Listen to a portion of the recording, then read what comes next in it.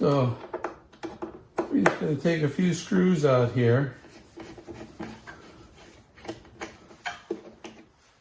One, two.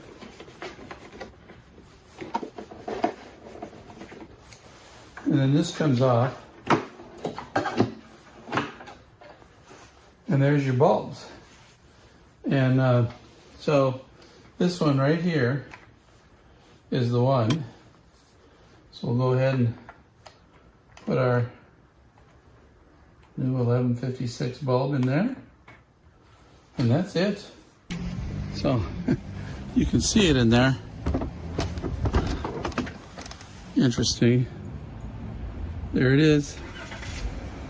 This upper one here, that doesn't have a bulb in it, and there's nothing there. Well, I don't know what they're doing there. Mercedes, what are you doing?